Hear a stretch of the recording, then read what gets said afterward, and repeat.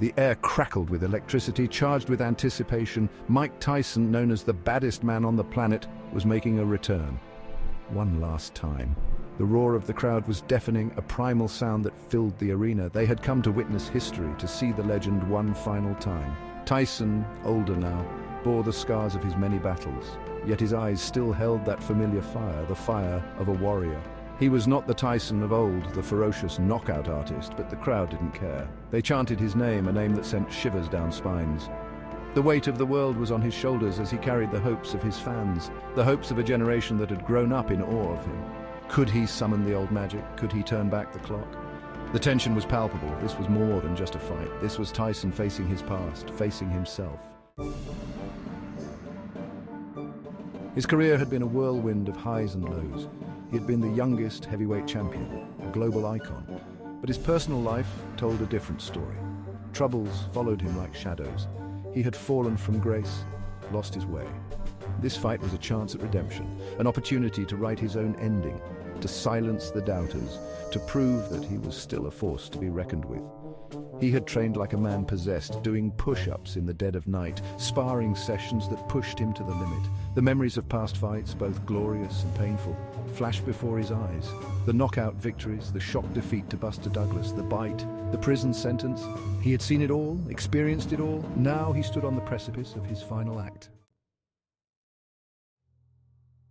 The bell rang and the crowd erupted.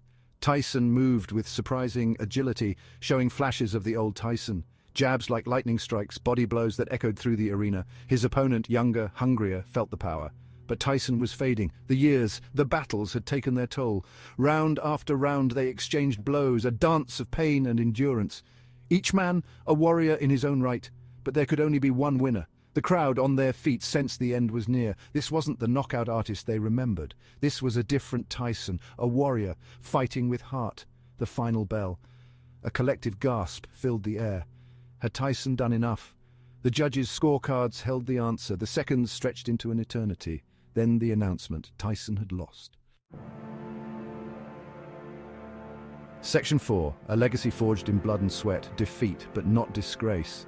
Tyson had given his all. He had stared down his demons and emerged, not unscathed, but unbroken. The crowd, though disappointed, rose to their feet. They chanted his name, a name that would forever be synonymous with boxing. He had transcended the sport. He was more than just a boxer. He was a cultural icon, a symbol of resilience. His life, a testament to the human spirit's ability to endure, to rise above adversity. This was not the ending he had envisioned, but it was an ending that felt right. He had come full circle.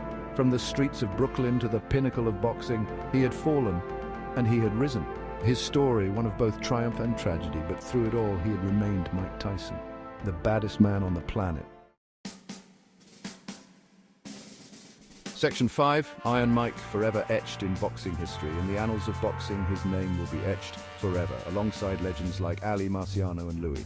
He may not have won his final fight, but he had won something far greater. The respect and admiration of millions around the world. His legacy is complex, multifaceted. He was a flawed hero, but a hero nonetheless. His impact on the sport is undeniable. He brought an intensity, a raw power that captivated audiences. He inspired a generation of fighters. This final fight, a fitting end to an extraordinary career. It was a reminder that even legends fade, but their stories live on. Mike Tyson, the fighter, may be gone, but Mike Tyson, the legend, will never die. He will forever be Iron Mike, the baddest man on the planet.